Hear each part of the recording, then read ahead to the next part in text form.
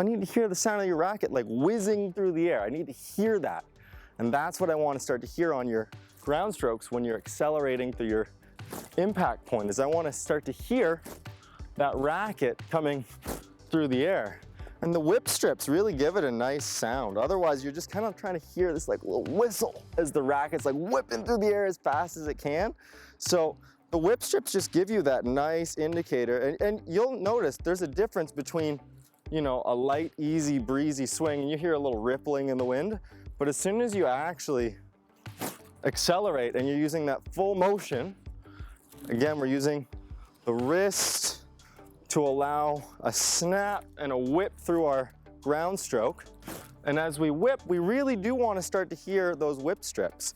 Again, you'll notice though, and it's something I talk to my students about, when do you want to hear the whip strips? Do you want to hear them back here?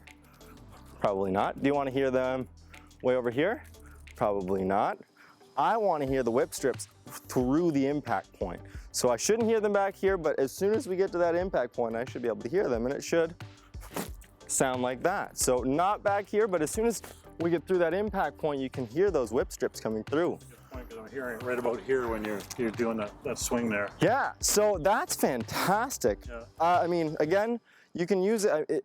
You'll probably notice, like I have a couple of students right now where they'll figure this out on one side and not the other. Like the forehand will have this whip through it, and all of a sudden the backhand, for whatever reason, it's just this choppy, and you're not getting any whip.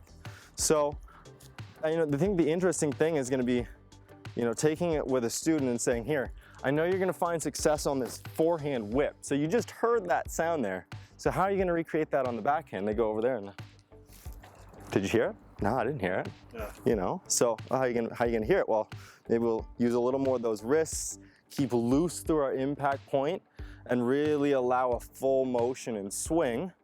And really, let's see if we can get those things to whip through at that impact point. So here we go.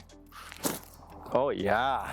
So that's nice. So your students are really gonna know when they're finally getting that acceleration. That's gonna start to create that whip through ground stroke or first serve that you guys are looking for.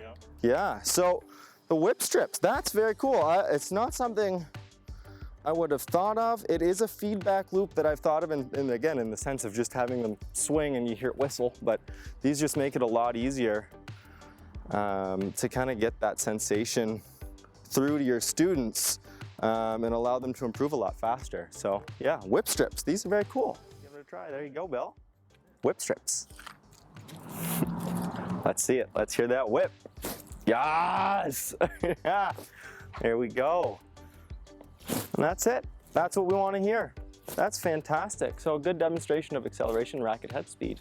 Cool, cool, cool.